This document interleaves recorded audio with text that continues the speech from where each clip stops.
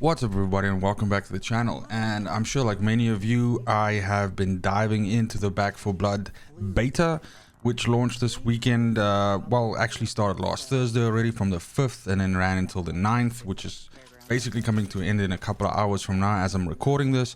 Then of course it goes like into a little bit of a migration period as they get ready for the open beta, which then runs from the 12th until the 16th. And then essentially the game goes into, you know, like final mode or something like that before it's released on October 12th. But I put in some hours with the game and I wanted to put together a short little, let's say, first impressions or impressions video of the beta, because what we did get with this beta, I think, is a very complete indication of what we can probably expect with the full release. And through some of the comments that I have, it's clear that we can absolutely see basically almost what we're gonna get as a final product. Let me just close my cell phone's mouth there quickly. But in any case, that's the idea for the video, so let's jump right in. Now, what is Back 4 Blood, I might hear no one ask. So Back 4 Blood is of course a first-person cooperative shooter by Turtle Rock Studios, and is very much the spiritual successor or sequel to the Left 4 Dead franchise, or more specifically Left 4 Dead 2. I believe Turtle Rock Studios has a lot of the original team that worked on the first and second Left 4 Dead. And so if you were a fan of those two games or that franchise, then this is a, you know, something that is probably on your radar already and has already been on your radar before even ever clicking on this video. But as mentioned, the idea of this is a up to 4-player co-op first-person shooter experience where you have certain goals to accomplish within the game as you move from point A to point B. And you collect weapons, you collect items, and essentially you sort of cover each other as a squad as you go through it. The game has a drop-in, drop-out system where, you know, if somebody in your party accidentally leaves or deserts the party or leaves, it is actually replaced by a bot. And at the same time as well, if you have bots in your squad, anybody, if your party is set to open, can at any time join in and basically,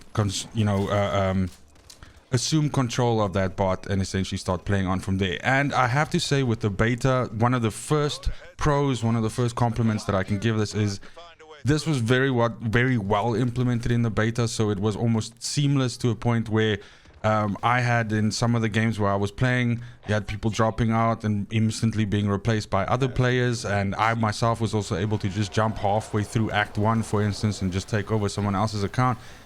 And this worked really well. It's cross-platform, cross-gen, everything. So, and I have to say that generally when it comes to betas, you know, we're all a bit jaded when it comes to the stability of that sort of thing. And generally, I approached this weekend, this beta, with the idea of like, you know, there's gonna be some problems. There's gonna be some downtime. There's gonna be some server issues, and I can say that this has been an extremely stable experience. Of about the 10 to 11 hours that I spent with this, I can really think of 1 or 2 times when something weird happened, like being disconnected from a game or anything like that. But again, looking at that from a 10 to 11 hour period in a beta, that's hella stable, and I have to actually commend Turtle Rock Studios for that. I'm sure, and also it would be interesting to see the stats of how many people, you know, partook in this beta. But just looking around at how many content creators were looking at this, looking at how many people were streaming it, I'm sure that their servers got hammered, and they definitely handled it very well. So that would essentially be my first pro. This is already an extremely stable setup, and that's what you expect from this kind of game, because it lives and it breathes in its multiplayer. And so I definitely think that this was extremely well implemented. And again, I just got to tip my hat to that and you know, say that that's really cool. Secondly, the other thing that I liked about the game is that the gun feel of the game, if I can put it that way, for me is really good. I like the fact that the weapons feel different, from using a pistol that's burst to single, to a shotgun, to a sniper rifle, to, you know, the various assault rifles. There's a huge amount of choice here. They all sound really good. They kind of, you know, beefy. They pack a nice punch. And I really like the choices that were available there. I of course didn't get my chance to try each and every different weapon, of which there are a whole bunch, as I've mentioned. But the ones that I did try were great, and I was able to, you know, already identify some ones which are like my favorites, which is always a good thing with this game, that you kind of like hunt down the gun that you want. The melee feels good. The fire axe is fantastic, you know, one-tapping stuff. And yeah, I think that this works really well. And I would say next to the connectivity in a game like this is probably the next most important thing, is how fun is it to kill the zombies. And definitely the tools that are provided and the way that they implemented in the game, as well as some of the items and, you know, the grenades and, you know, all of that, it works really well. And that's another thing that I just gotta say, it's done well. It does the originals justice, and I really did have a lot of fun with it. Overall, it's an extremely polished experience, and although we only have Act 1 to look at in the beta, there's a lot going on in Act 1. The set pieces are fantastic. The different, you know, sort of gameplay elements that you get to interact with is really great. I like the banter between the characters, everything. There's a lot of good things going on here, and that's definitely a very positive experience. The last thing that I sort of want to mention about this whole thing is that you might be looking at this game thinking like, okay, I don't have 3 buddies on standby or more buddies on standby or anything like that. And how does this work for me as someone that just wants to play it and randomly match up with randoms sometimes, or just play with bots?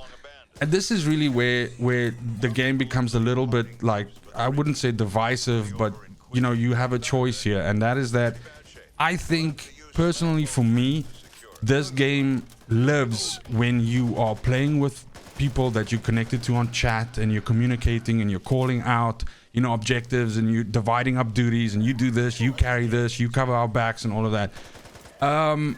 During my 10 hours with this game, I had some of the most funnest, you know, I had 2 streams with another content creator, shout out to Bentley Gaming, and some of our audience, and it was hilarious. It was just the funnest time, you know, everybody chatting on either Discord or using the games in chat and voice chat, and it was just so good. But then I also, during that 10-hour period, at one stage was playing with a random who was not communicating at all, and 2 bots, and it was, I wouldn't call it a terrible experience, but it was damn near a terrible experience, and it was just really not a lot of fun. And I can imagine that if that is what I'm getting out of the game, the second thing that I just mentioned right now, then this is not going to be something that I'll put hours and hours and hours into. Whereas if it's a lot of the first thing that I explained, then this is a, you know, a 400, 500, 600 hour game easily.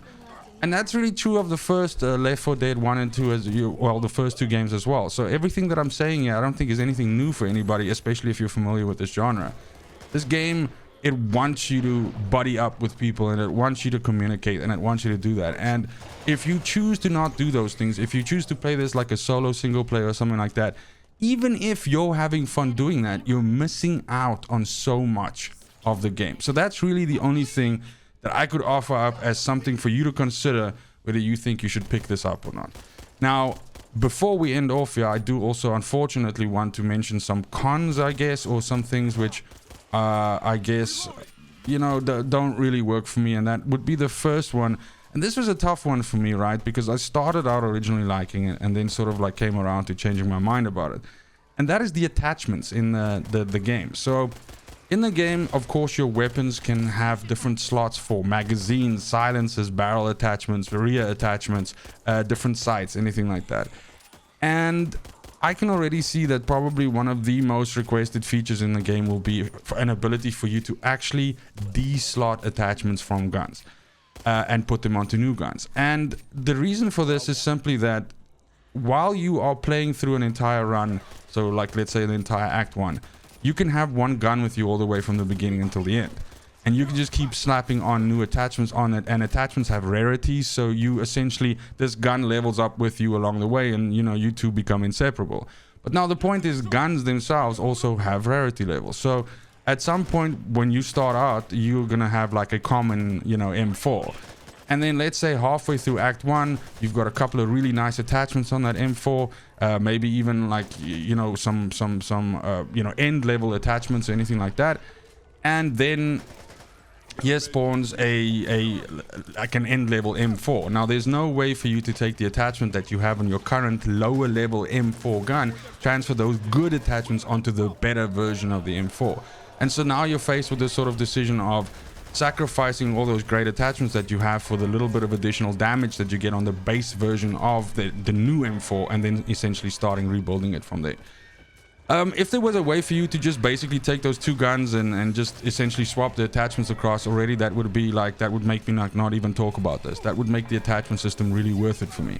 But as it stands right now, it's this weird thing where you have to choose between, you know, these attachments that you've just spent an hour and a half collecting, or a new gun that does, like I said, 12 points per damage more, which you should actually take, because the point is that the mob's health do increase. They do start getting armor and everything like that. So overall, the prevailing stat that's the most important is, of course, damage. So that's something that I like the idea of the choice originally with it. And now it's just kind of like a thing where it seems like a drag to me, because I almost in a way dread finding like a better version of the gun that I have now, because I know that's going to mean that I have to throw my attachments away.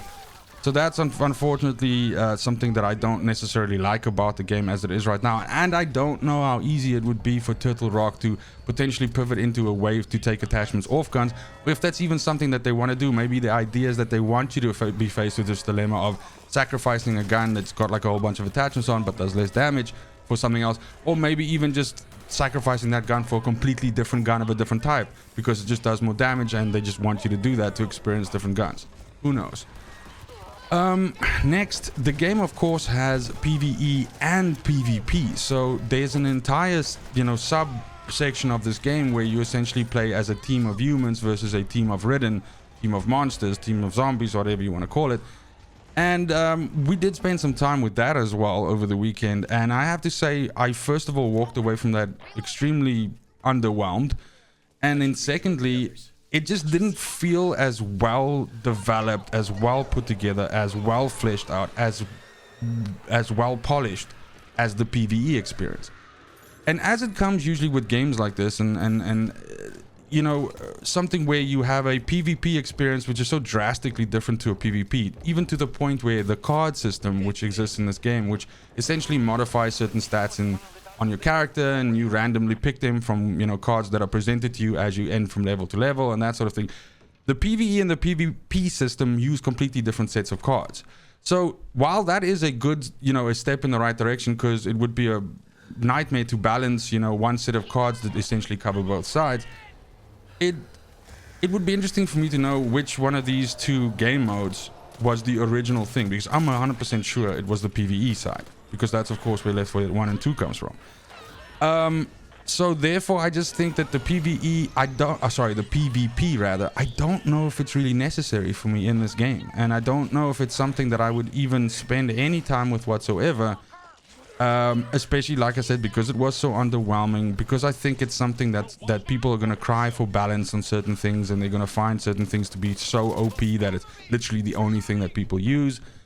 And then again, maybe it's just not made for me. Maybe when I think of a game like this, the last thing that I want to do in this universe or in this setup is PvP. And if that's the case, then it's fine. If there's an entire cadre of people out there that yearn for a PvP experience in this kind of, you know, setup, then power to them, and I hope it's a very successful thing. But I was very underwhelmed, as said, and I think that it kind of felt like it needed a lot more work than, you know, the beautiful finished product that we essentially saw with the PvP. The PvE. Sorry, I keep confusing those two with each other.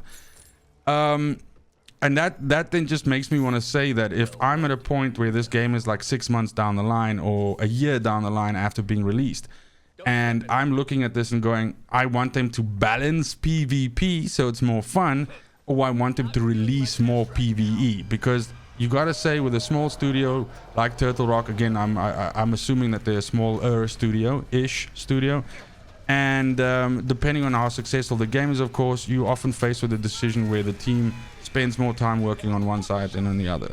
And in that case, my answer would always be more PvE content, because the PvE is so good. So yeah, and that's basically it. That's really the only thing that I can say that concerns me about it at this moment in time. I'm super happy with the stability and the game as we have it right now. I think it works really well, and I think the cross-platform and everything is working fantastic. The jump in, jump out is great. The graphics are great. The sound is great. Act 1 is great. I'm super interested to see what comes with the other acts and what comes with the other characters, which we weren't able to play with in the beta. But for now, I'll probably maybe come back a little bit to the open beta. Of course, there's going to be a bigger audience, so that's going to be a bigger stress test for their servers. So definitely I'll keep an eye out on that. And that's, of course, as I've said, coming this weekend from the 12th until the 16th.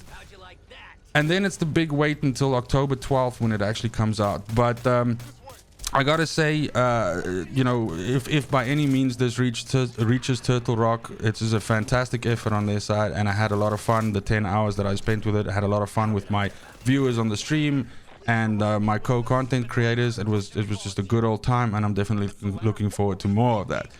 But that's it for the video today. Let me know in the comments down below if you did try out the beta, or if you're basically chomping at the bit to try it out when the open beta starts on the 12th. And let me know how you found it, and what you liked and what you didn't like, and whether you're still having this as a pre-order, whether you're still really excited for this on October 12th, or whether you have some reservations. But most importantly, just have a fantastic morning, a great afternoon, and an awesome evening wherever you are. And until next video, fucking cheers.